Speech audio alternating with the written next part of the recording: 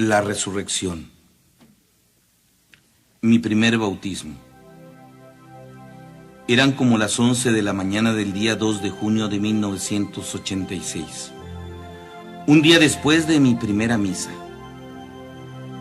Cuando llegó uno de mis hermanos, el más chico, yo me encontraba acostado en una hamaca, platicando y comentando el gran acontecimiento de mi ordenación y primera misa. Y me dice: ahí afuera está el sacristán. Dice que en el templo hay una mujer indita con un niño muy grave que se está muriendo y que si puedes ir a bautizarlo porque el padre no está. Claro que voy, le dije. Estaba ganoso de ejercer en plenitud mi ministerio. Me quité el short y me puse mi pantalón. Salí apresurado, llegué al templo y en la primera banca del lado izquierdo lloraba una indita humildemente vestida, empinada sobre el niño que sostenía sobre sus brazos y apretaba contra su pecho. Le dije: ¿qué le pasa al niño? Y me dijo: acaba de morir. Yo me puse nervioso y le dije: ¿por qué no lo llevaste al centro de salud? Y me contestó: es que lo tuve allá 2 días y de ahí me mandaron a bautizarlo. ¡Qué barbaridad!, le dije. Dámelo. Y me lo llevé a la pila del bautisterio y lo bauticé. Yo había oído que los padres antiguos así lo hacían y además era un novato. Le puse por nombre Leonel, a petición de la madre que lloraba angustiadamente. Cuando terminé el rito breve del bautismo, reaccioné y me dije: Dios mío, he bautizado un muerto. Con el niño en brazos me apresuré al sagrario. Sabía que ahí estaba Jesús y que Él podía hacerlo volver a la vida y le dije: Jesús, mira, he bautizado un muerto. Y yo no quiero que mi primer sacramento sea de muertos. Jesús, escúchame. Le toqué en el sagrario. Yo no sé qué tanto, le dije. El niño yacía muerto arriba del altar. La madre lloraba con desesperación y dolor. Yo comencé a llorar también. No sé cuánto duró mi oración. Pero al llanto de la madre y mis lágrimas se unió de repente un tercer llanto, el del niño, que sobre el altar pataleaba y que para mí había vuelto a la vida. Cuando conté esto, nadie me creyó. Y me llené de impotencia y rabia porque nadie me creía. No volví a mencionarlo nunca más, pero en mi corazón estaba la secreta alegría de que no me había equivocado al seguir a Jesús en el sacerdocio. Tenía una prueba valiosa de su poder y de que estaba vivo. No me había equivocado y valió la pena seguirle. Por eso ahora mi frase es y será siempre: haz la prueba y verás qué bueno es el Señor. Muchos tal vez digan que el niño no estaba muerto, y puede ser que así sea. Sin embargo, en aquel momento de oración, cuando aquella madre necesitaba la respuesta de Jesús, en ese momento que yo confié en Él, el niño lloró. La alegría volvió y un rostro de una pobre madre sin esperanza ni ilusión volvió también a la vida. Yo no puedo atribuir esto a la casualidad ni a la coincidencia, porque también Dios es dueño de ellas. También toma estos momentos para manifestar su gloria, para afianzar la fe y sobre todo a un joven sacerdote que por los libros filosóficos y teológicos corría el riesgo de burocratizar su ministerio, y viendo no viera y oyendo no oyera. Yo no puedo atribuir esto a tiempos casuales o coincidencias. Yo solo sé que no se mueve ni la hoja de un árbol si Dios no lo quiere. Yo solo puedo decir y afirmar: Jesús está vivo. Jesús vive en el pobre de su pueblo. Jesús es la esperanza del pobre, del huérfano, de la viuda. Jesús es el dueño de la vida. Jesús está aquí. La confesión de papá.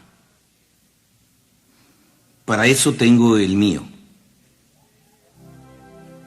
El fruto de la oración a largo plazo. Desde que comencé a tener uso de razón, creo que nunca vi a mi padre en el templo. Es más, ni siquiera lo vi rezar o santiguarse ni una sola vez en la vida. Yo siempre crecí con la idea de que mi padre era muy malo, pues pocas veces dialogaba con nosotros. Él era muy trabajador, pero era muy duro de carácter.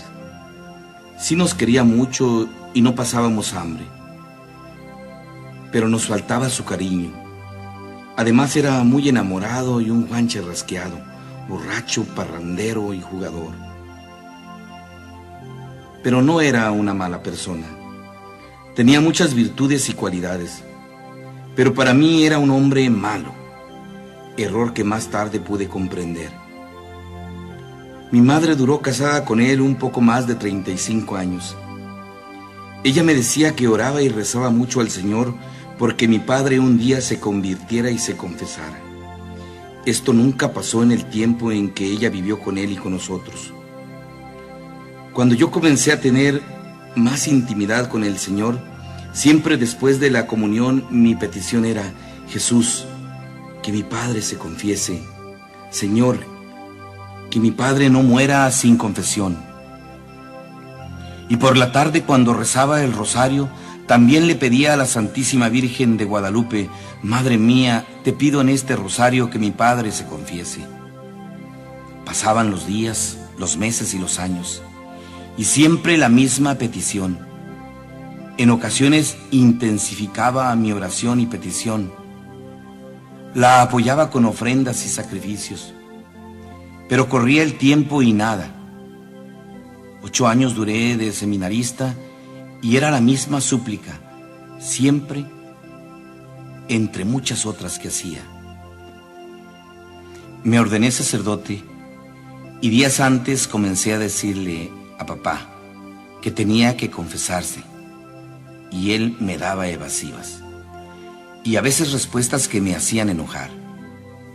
Él era un ignorante religioso. Yo no sé si se confesó o no el día de mi ordenación, pero él comulgó. Pero yo creo que no lo hizo, y esto me angustiaba más. Durante 2 años que duró él con nosotros siendo yo sacerdote, todos los días en la consagración y en todas las misas era la misma petición, y nada. Parecía que entre más oraba por él, más lejos del Señor estaba. Un buen día cayó enfermo. Vinieron los doctores, exámenes, laboratorios, hospitales, viajes, inquietudes y la gran mala noticia: el cáncer había llegado a habitar en él.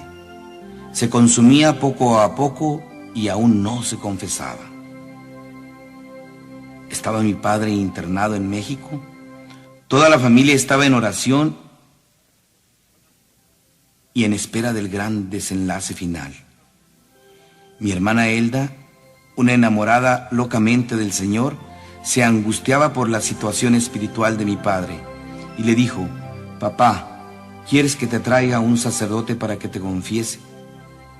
Me cuenta ella que después de hacerle un buen rollo, y vaya que se lo sabe echar, mi papá le contestó: No, no quiero ningún sacerdote. Para eso tengo el mío. ¿Quieres a Moisés?, le dijo mi hermana. Sí, mándalo llamar. Me hablaron por teléfono. Ese mismo día me fui a la gran metrópoli. Cuando llegué al hospital, mis hermanos que estaban ahí se fueron y me dijeron que me tocaba cuidarlo. Los dos sentados mirándonos. Sus ojos cuajados de lágrimas me suplicaron con una seña leve, moviendo la cabeza y levantando la mano, trazó la cruz en el aire. ¿Qué?, le dije. ¿Quieres la bendición? No podía contestarme. Le escurrían las lágrimas por las mejillas. Movió la cabeza diciéndome no, ¿Quieres la confesión? Movió la cabeza diciéndome sí. Le dije con la voz quebrantada: te traigo otro sacerdote para que te confieses a gusto. Y me respondió: ¿quién me perdonaría con más amor que tú? Eran como las 9 de la noche y el milagro comenzó. Terminamos como a las 2 de la mañana, los dos abrazados y llorando. Por fin lo había conocido. Por fin él había mostrado su intimidad. Me había abierto su corazón como a nadie lo había hecho. Se había humillado. Había reconocido su pecado. Conocí su maldad y su bondad. Conocí su desamor y amor. Y dentro de mí se revoloteaba una gama de personalidades fuertes y grandes. El Hijo que perdonaba a su Padre.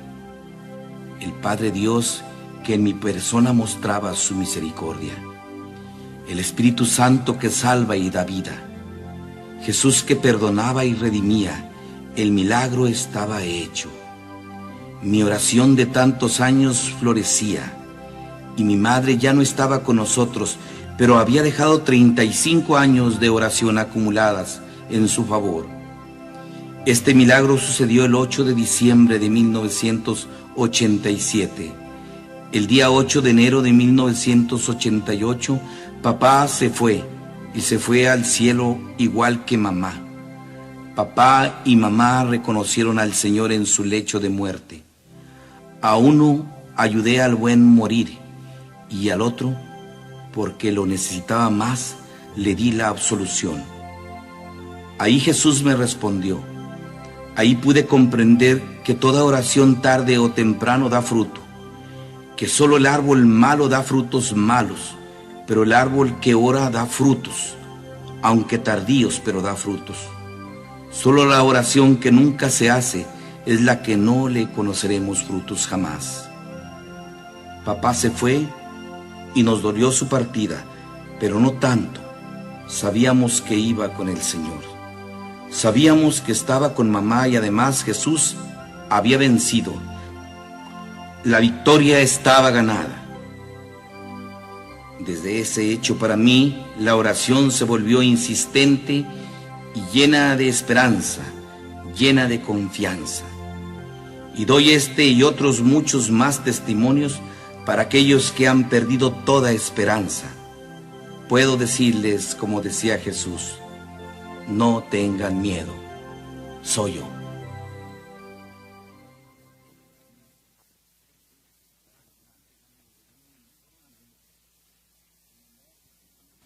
El viejito de Dios. Cuando andaba por segundo de filosofía, en unas vacaciones en concreto de verano, me fui a México. Ahí tengo un hermano que tiene allá su casa y también algunos primos. Ellos siempre pensaron que yo estaba en el seminario por decepción, acomplejado o traumado, o tal vez porque no me había aceptado, y caigo en la cuenta que tal vez tenían razón, ya que yo no acababa de aceptar ciertas cosas que a mi vida habían llegado, y probablemente esto me causaba complejo.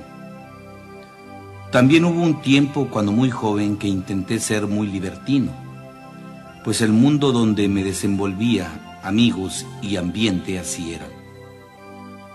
Y ahí era donde me venía el trauma, porque ciertas cosas y actitudes o conductas, que muchos las vivían así tan llanamente, yo confieso que aunque las llegué a vivir, siempre me causaron trauma por mi amistad con el Señor y los principios religiosos y morales que mamá me había enseñado. Tenían razón. Era un acomplejado y traumado y decepcionado de que no había podido llegar a ser el santo que de niño soñé y que fui llamado, y sentía una gran desilusión, aunque anduviera de seda, oro y botas finas.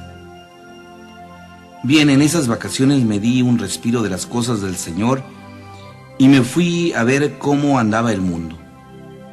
Mi hermano Rodolfo, que no estaba nada de acuerdo con mi decisión, junto con mi primo Raúl y Javier, un amigo, hicieron parranda conmigo y me llevaron a muchos lugares, discos, copas, música, etcétera, etcétera. Me presentaron al mundo y yo no era nada rogado. Me encantaba y era fácil y liviano. Llegó el momento que pensé que ya no debería regresar al seminario. Todos se alegraron y mi primo, que tenía un buen puesto en el gobierno, me ofreció un buen trabajo en la Procuraduría del Consumidor en México. Ya está, dije, me quedo para gozar la vida y darle vuelo a la hilacha. Yo tenía que estar en el seminario el domingo. Ya se terminaban las vacaciones, pero yo ya había decidido no regresar. Ese día sábado mi hermano me dijo lo acompañara a ver el médico a una clínica, no recuerdo cuál. Mi hermano, desde que tengo uso de razón, siempre está inventando enfermedades. Y uno de sus temores es la pobreza, la vejez, la enfermedad y la muerte, aunque creo que todo el género humano teme a esto. Pero él se crea enfermedades y nunca le han hallado nada grave. Ha gastado tanto en médicos que sería multimillonario. Solo le ha faltado confiar plenamente en Jesús y dejarse recetar por él. Y seguir su receta. Fui con él al médico, llegamos y me senté en la sala de espera.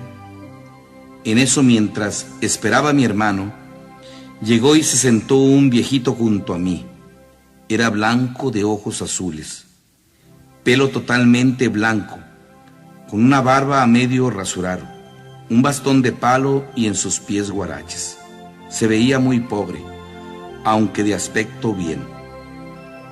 Movió su cuerpo y yo volteé a verlo y él me sonrió. Yo no le contesté la sonrisa. Pasó un ratito y volvió a moverse y a verme insistentemente. Yo volteé y él volvió a sonreír y me saludó con un gesto.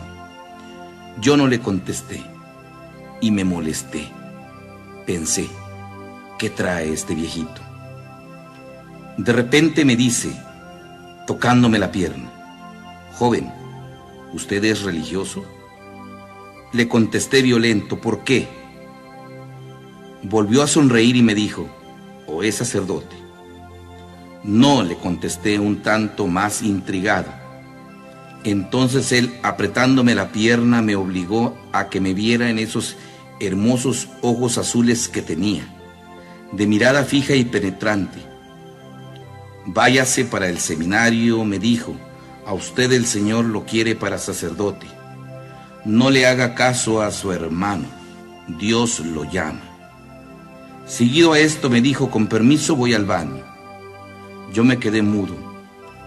No supe qué decir. Me comenzó a invadir una sensación extraña y una fuerte lucha dentro de mí. Quería salir corriendo. En eso llegó mi hermano y le platiqué todo con lujo de detalle.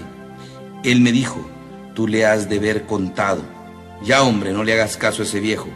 Vamos a esperarlo. Y nunca salió del baño. Fuimos al baño y no había nadie. Mi hermano dijo que era un invento mío. Yo me fui junto a él. Iba callado. Llevaba una firme determinación ya. Llegamos a la casa. Él se fue a la cocina a preparar algo de comer. Velozmente empaqué. Salí corriendo de ahí y alcancé a oír que mi hermano echaba una maldición y me dijo: loco, ven acá, espérate. Yo corrí hacia la calle. Yo lloraba y mi hermano corría atrás de mí. Tomé un taxi y me fui, dejando a mi hermano triste, viéndome partir. Alcancé a mirar cómo se limpiaba las lágrimas y a mí se me partía el corazón dejándolo así. Pero solo así podría yo vencer aquella fuerte tentación. Me dijo el taxista: ¿por qué lo corretea al joven? Le dije: es mi hermano y no quiere que me vaya al seminario a Monterrey. Usted va a ser sacerdote y él quiere que se quede aquí. Sí, le contesté. Me dijo: hasta los semáforos me voy a pasar. pero usted se me va al seminario. Llegamos a la central camionera, aquel buen hombre se bajó del taxi, me compró el boleto y no me recibió el dinero, fue y me subió al autobús y al irse me dijo: cuando usted sea sacerdote me celebra una misa. Ya le he celebrado muchas, porque él fue el instrumento de Dios para salvar mi vocación y porque Dios se hizo presente por medio de aquel viejito. Yo ya no volví a sentirme solo, ni a tener miedos, ni complejos, ni traumas, porque estaba haciendo lo que Dios quería y me permitía descubrir su paso en los acontecimientos de la vida. Ahí estaba otra vez el amor del Padre. Ahí estaba su misericordia salvándome de las bellotas entre los cerdos. Ahí se volvió a repetir la parábola del hijo pródigo. Yo pude decir gracias a él: me levantaré e iré a donde mi padre. Y el padre corrió presuroso en la presencia de un viejito y voló con alas de águila por toda la gran metrópoli, llevándome veloz en la presencia de un taxista. Ahí estaban otra vez las palabras de Jeremías: tú eres precioso a mis ojos, te tengo tatuado en la palma de mi mano. El ciego de Jericó. Siendo ya sacerdote, un día tuve la feliz ocurrencia de andar en moto con alguien que yo consideré mi amigo, pero resultó ser mi enemigo. Al pasar la moto entre las nopaleras, volaron a mis ojos montones de espinas de las tunas y los nopales. Sentí el malestar, me lloraban los ojos. Me lavé pensando que sería alguna basurita. Comencé a hacerme remedios caseros. No sabía la magnitud del problema, y aquello se agravó. A los 8 días tenía los ojos rojos e inflamados y ya no podía ver. Me llevaron al doctor y este me dijo que mis retinas estaban totalmente destruidas. Parecían sedazos o coladeras. Son irreparables, me dijo. Me curó quitándome las espinas y me fui a ver otro especialista y otro y todos dijeron lo mismo. Sus ojos se pondrán blancos y perderá la vista. Tuvieron que hacerme una raspa en los ojos, quitar la retina dañada e infectada. Me vendaron y sin ninguna esperanza. Así tenía que permanecer como unos 3 meses, sin casi moverme, pues podrían vaciarse mis ojos. Creí que ya no vería jamás. Viví en un cuarto oscuro, solo e inmóvil. Me daban de comer en la boca y 1000 vicisitudes pasé, de las que pasa un ciego. Volví a decir con certeza: yo sé que volveré a ver, porque mi Señor me ama mucho. Oraba y oraba, cantaba en la oscuridad de mi cuarto. Mucha gente me acompañó en la tarea de la oración, pidiendo al Señor un milagro. Llegó el día ansiado. Fueron quitándome las vendas lentamente y cayeron al suelo, y yo seguía sin ver. Obscuridad profunda, latidos de mi corazón. Terminó el doctor y me sentó, como los artistas que terminan su show. No hay aplausos, un silencio profundo. Me preguntó el doctor: ¿ve algo? Nada, le contesté. Y les dije a todos con una amarga sonrisa: consíganme un buen perro y un pastón, porque seguiré alabando al Señor y celebrando misa, total ya me la sé. Y que alguien me sople el evangelio. Nadie sonrió. Nos fuimos a casa con la tristeza profunda de los que vienen a enterrar a un muerto. Esa noche lloré y oré, y supliqué y pedí. Recuerdo que le dije a Jesús: Señor, hoy quiero gritarte como el ciego de Jericó: Jesús, Hijo de David, ten compasión de mí. Me dormí, no sé cómo a qué hora, pero otro día al abrir los ojos comencé a ver figuras como de árboles, sombras que se iban aclarando hasta que volví a contemplar y ver claramente. El milagro estaba ahí nuevamente. El Señor junto a mí. Su mano sanadora había restaurado mis retinas y quizá, ¿por qué no?, me las había puesto nuevas, mi Señor. Asesino, malhechor y pervertido. Era rector del seminario y a la vez el ecónomo, entre otros muchos cargos que desempeñaba. Pues somos pocos los sacerdotes y así uno tiene que hacer un poquito de todo. Yo duré 10 años de rector del seminario. A los 8 días de ordenado entré como ecónomo y posteriormente entré de las dos cosas. Estaba demasiado atareado, pues llegó un tiempo que perdí de vista mi vocación y la cambié por negociante. Era poco lo que oraba y mi ilusión era el juntar dinero y dinero para construir el seminario, capilla, bardas, muebles, vitrales, etc. Además de sostener a los seminaristas mayores en otra ciudad. En este tiempo también perdí mi identidad de sacerdotal. Y como muchos sacerdotes me volví burócrata de la palabra y bueno para el billete. Traía amistades no muy recomendables, ya que se habían acercado a mí no para encontrar al Señor, sino para ver qué le sacaban al Señor. Un buen día comenzó el alboroto en el clero. Juntas, reuniones, seminarios, para tratar los asuntos relacionados con el gobierno y la parte económica del clero. Conferencias con licenciados, contadores, con gente del gobierno, etcétera, etcétera. Teníamos que dar cuentas al gobierno y tener un contador. Ahí estaba el problema. No podría ser cualquier contador. Platicando con el párroco de la Santa Iglesia Catedral me dice: mira, toma a mi contador. Es muy eficaz y además el señor obispo le tiene mucha confianza. Así fue. Comenzó a llevar los trámites de los asuntos del seminario e incluso yo pensé en darle los míos personales. Él era una buena persona, noble, servicial y con don de gente. Yo de él solo tengo que decir cosas buenas, pues siempre me trató con respeto. Se acercó a mí otro hombre de edad madura, pudiente y de dinero, dueño de uno de los medios grandes de información. Me demostró amistad y yo llegué a sentir afecto por él y su esposa. Llegamos a ser grandes amigos, entre comillas. Mucha gente me previno y me dijo que era rapaz y traicionero. Decían que su poder había causado mucho dolor a otras gentes. Yo no los creí. Se veía bueno el hombre. No voy a narrar a profundidad su vida.